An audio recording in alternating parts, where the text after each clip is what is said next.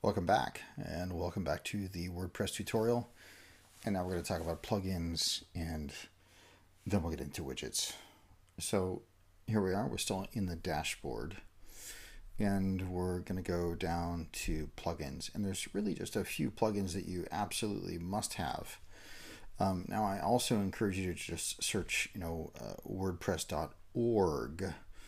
Not WordPress.com. WordPress.com is a commercial hosting service by the same team, but you want to look at WordPress.org, and you can just go and extend WordPress there. All sorts of plugins and additional goodies for you. But there's a few that you need, and a few that you, several that you don't need, and they're already installed. So first of all, let's look at what is installed already. And what you don't need. And this is sort of an aesthetic preference to some degree, but also I just like efficiency and elegance. So there's a few things we're gonna delete. So first of all, Chartbeat, you really don't need that. Hello Dolly is just, yeah, gosh, I think it's just something cute that's held over from version 1. Jetpack by WordPress is something you don't necessarily need, but you want to keep this one in there in case you want to go with HTML5. We'll talk about what that means later. You want to leave PodPress and VideoPress.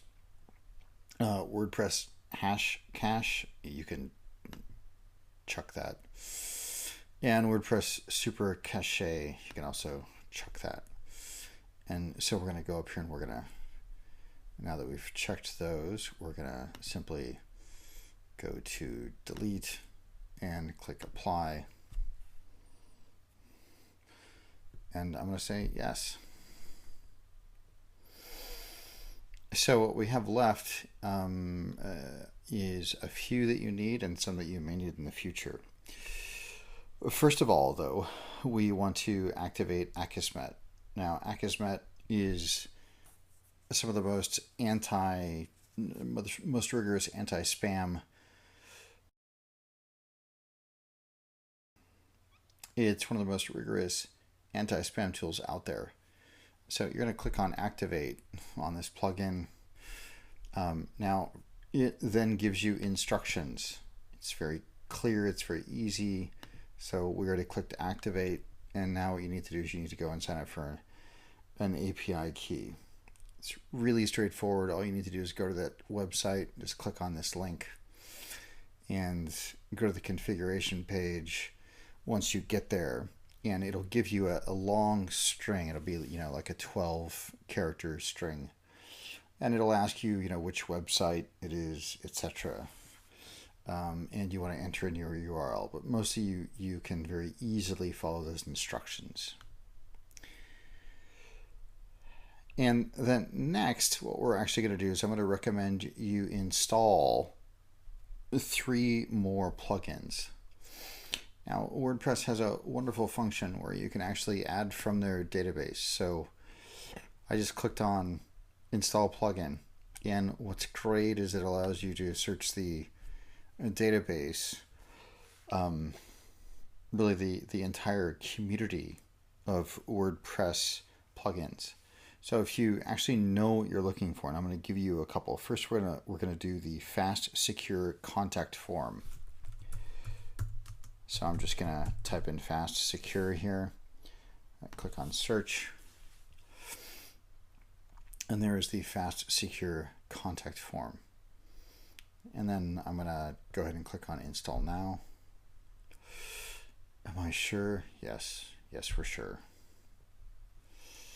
What this will allow you to do, by the way, is to have a contact page that does not have your email address and your phone number on it, but rather an email form for people to contact you through.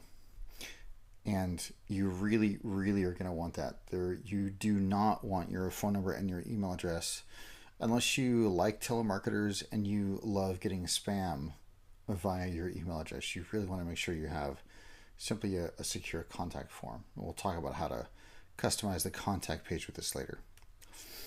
But in the time I was talking, and actually a lot less time it took me to talk about that, it was installed. So we're going to actually go ahead and click on Activate. And then we're back in the main plugins page. And we're going to add another one. So again, I'm going to go up here and click Add New. And the next one we're going to add is one that you're going to want for testimonials. And this is one that will rotate testimonials dynamically. And whether you activate it now or whether you have any testimonials now or not, it really doesn't matter. You're still going to want this now or for the future. So it's called Flexi Quote Rotator. So we'll just do Flexi Quote, click on Search Plugins, and of course there it is. Click on Install Now. Yes, we're sure. It'll take just a few seconds. Actually, it's already done. I go ahead and click on Activate the plugin. That'll take us back to the plugin page again. And then there's one more, and this one is not necessary, but I just really like it. And what this is it's an extended editing toolbar. So it just gives you a lot more options for editing your pages and posts. And that is Tiny MCE Advanced. Now these, by the way, are all listed on this page down below in text, so you don't have to worry about remembering these. They're all listed down there for you on this web page down beneath these tutorials. So we're going to click on Search Plugins for Tiny MCE Advanced. And of course there it is. Click on Install Now. Yes, for sure.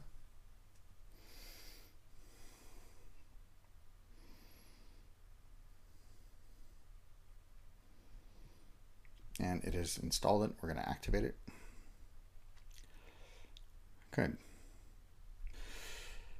Now the only other plugin I would really encourage you to consider is if you're going to have people commenting on your blog, you're gonna want to want intense debate. Intense debate comments are wonderful in so many ways, and it's just my favorite commenting system.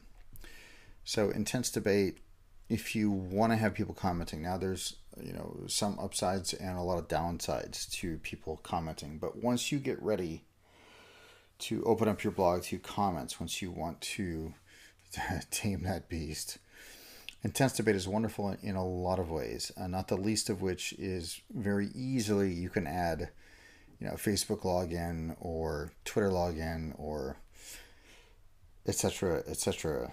And it also represents itself in a wonderful way. It's clean. You can have nested or threaded comments, all those things. And it's really just the simplest way for users to interact with your blog. It's the blogging component I use actually on this website. So if you go to the blog, you can see intense debate in action if you want that. But it can also look in a lot of different ways. But I encourage you to use that one. But we're not going to activate that one yet. We're going to leave it inactive, largely because we're not going to be using it yet. Good. So Akismet, you've got protection from spam, whether it's comments or trackbacks. You've got a fast, secure contact form that we're going to be embedding into a page shortly. You've got a Flexi Quote Rotator, so that similarly on my site, if you go to the home page of this site, you can see the quotes are fading in. They stay there for about 8 or 10 seconds and then they fade out and another one comes in. The same behavior you can have with this little plugin. And then of course Tiny MCE Advanced. And let me show you before we end the plugin section here. Let me just show you what this kind of functionality this allows you. So let's actually go and create a post. So we're going to click on Posts. And that'll just bring up the the post submenus. We'll click on Add New.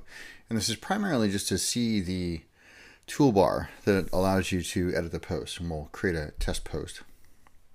So we'll just enter a title in. This is a test post. And then just notice down here already there's some changes because of the installation of that plugin, TinyMCE Advanced. But also, we're going to write some stuff here. But also there's some additional things that you can add to it. So first we're going to just save this as a draft.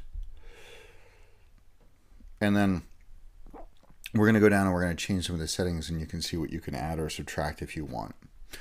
So first thing you should know is that some plugins, and again we're talking about the TinyMCE Advanced plugin, some plugins will have settings here under plugins. So you can see that the contact form, the fast secure contact form, there's the options for that. And then the Akismet, the spam protection, you can configure it here. However, there's nothing for the TinyMCE Advanced. So we go down to just basic settings for the whole site. And as you can see here, there's the settings for, you can set the settings for the quote rotator, your flexi quote rotator. This is where you'll be putting your testimonials. And here's what we're looking for, TinyMCE Advanced. So again, some plugins will put the settings underneath plugins, and some of them will put the settings underneath settings. There's no real standard for that, by the way. Because the WordPress is an open source community, for the most part, what people do is they do what they think when they're developing the piece of software, what makes sense to them. So I could see either way, but just be aware that you might see it in either location once you install additional plugins when you want additional functionality. So let's go into TinyMCE Advanced. And here's the current set that you're working with. And it's pretty basic. Here's how you insert or remove a link. Here's images. So all sorts of other stuff here. Spell check and paste from Word. Of course, font and paragraph, and some other things as well. And down here we have some that we can add. So just for the sake of demonstrating it, we could, if we wanted to, add font family. Right? We just drag and drop it right up there. So now that's going to be in your toolbar. This is, super text and subtext, and you can decide whether or not you want to remove those or not. Emoticons, you can decide whether or not you want to remove those or not.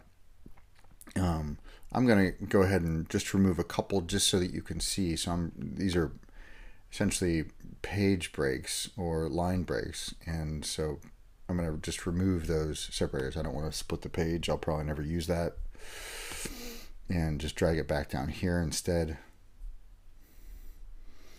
By the way, what that does when you insert those is it allows you to, one of those is more tags. If you want to just have an introduction to the post and you want to decide where the click more is, click to read the rest of the post, then you can use that if you like.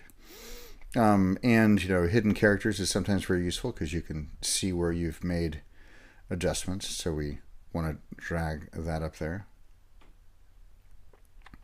And of course, sometimes this whole set around creating tables is useful. So I'm going to go ahead and add that to the third row there. So there's just some examples of how you can use this. And I'm just going to clean this up a little bit by dragging these back down here. If this gets too long, it'll actually start to distort and you won't be able to see all of them. So you want to make sure that if you do keep them, you add them down to another row like so. So we're going to go, there's some other settings down here too. If you like, you can play around with those and discover those. We're just going to click on Save Settings. And then we're, of course, going to go back to view that post that we just saved and edit it. And there's the additional buttons that we added. So that's just a quick tutorial on what TinyMCE Advanced can play around with it yourself. And next we're going to go ahead and look at one other plugin that I think is important for you. So I'm actually going to publish this so we can play with it later. That'll be on the site now. The post, of course, will be in the blog section. If you want to add a page, then we go down here to pages. But right now, this is just, we're adding a post. So the next thing we want to customize is we want to look at the contact form. And I think this is important. I've told you why already. But for the most part, what you want to do is you want to make sure, absolutely sure, that you do not have your phone number or your email address on the website. Some people may have different opinions about that. Maybe they think it's a good idea for people to be able to call you directly. Frankly, I think it is a bad idea for at least 3 different reasons. So, it's of course up to you. But let's just go down here and look at some of these forms. So there's a few things that you can add to it, but really what you want is simply, here's the email form 1. So email 2, and here, you want to put in your email address that's for your site. The one that you created when you set the site up, the one that you entered in when you set the site up. I would leave this unchecked. You can also check it if you want additional security, but I really think it's unnecessary. The send mail function, I would leave it as WordPress. Go ahead and enable HTML if you like. Really just allows people to do formatting or links and stuff like that. You can of course BCC somebody else if you have an assistant that you want to send that to or something like that. And then the email subject prefix, you can either leave this blank or fill it in. I kind of like to fill it in so I know when it comes true that it's from that website. So right now it says the name of the website, which is CLC Demo, and contact. You go ahead and leave that. Now, if you want a drop-down list for them, we can do that as well. So, you can add certain things and click on help. It'll tell you how to do that.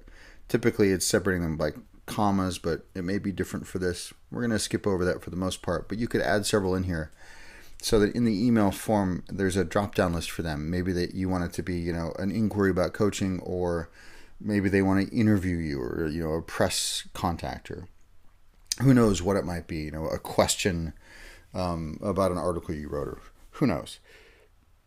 So I like to check double email entry required. That's so that they don't make a mistake with their own email address. They actually make sure it matches.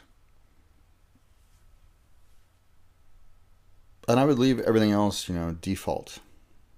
So that's email 1. Now, if you want to set up an autoresponder for them, an autoresponder would say something like, you change all these, from who it's from, and you leave your email address, and the autoresponder would say something like, we've received your email, thank you, please allow us 48 hours to respond, or something like that. So that's up to you. I typically don't use those, but I think it is a nice feature if you want to add to that.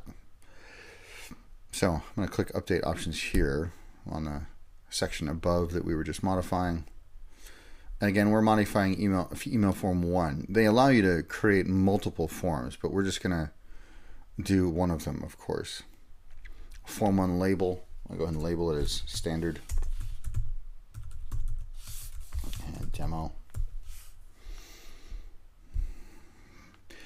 Click Update Option. And just make sure that there's nothing here. Yeah. So once you activate your Akismet key, which we talked about, where to go to do that in a previous section, you're gonna want to make sure that you check this and click Update after it is on, and that will basically save you from any spam that somebody might create a script for that will. Well, it'll protect you from getting all sorts of spam. So you want that installed. I like to have it tagged as spam and send it anyway, just in case it makes a mistake, rather than just block it. So you can still make your own judgments, but it'll be marked as spam.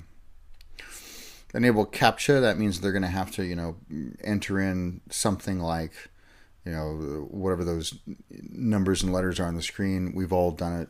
It says, enter in whatever numbers are above. Basically, it's to prove that you're human. If you like, if they're a registered user, you can hide that. I don't. And the rest of these I would simply leave as default. And again, update options.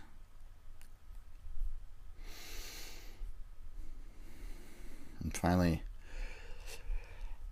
down here you can add a bunch of stuff. Really, you could just, ignore that. But if you wanted to, first I would skip over, all of this stuff here, all these extra fields. However, if you really wanted to, you could go down to this section. You could have a specific date format, or here there's enable a reset button on the form. It's really for their benefit. Enable are you sure, that pops up so that they can make modifications if they made a mistake. That's all fine. That's all entirely up to you. And the rest we can pretty much leave as is. So you can see there's way more options here than you would ever need. So we're going to go ahead and go back up here and save all these options.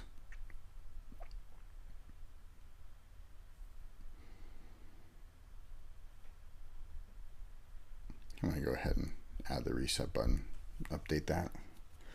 That'll bring us back up to the top.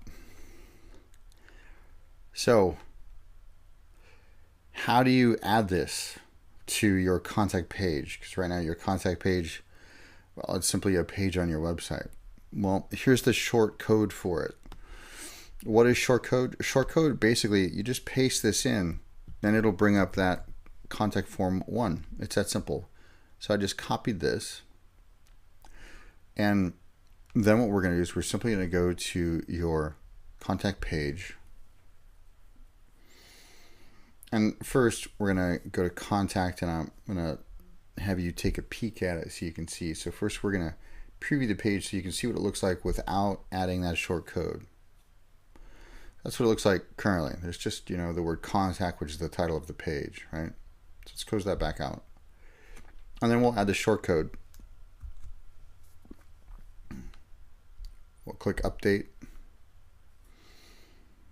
And then we click on preview changes. And voila, there is your contact form with the captcha code, the submit and reset button, all of that. So all the settings, now they appear there, and that's really all you had to do. Easy peasy. Good. So I'm going to go ahead and close this back out. And then the next plugin that we'll be talking about will be your FlexiQuote Rotator. So we're going to just show you how simple it is to add testimonials for that. And for that, we're going to wait for the next segment. Let's go ahead and take a break. I know you've been at this probably for a while. And I'm going to pause the recording here and cut it here. And then we'll start a new one where we'll simply go over a few more things. And that'll be it for this week. And we'll talk about the contact form options.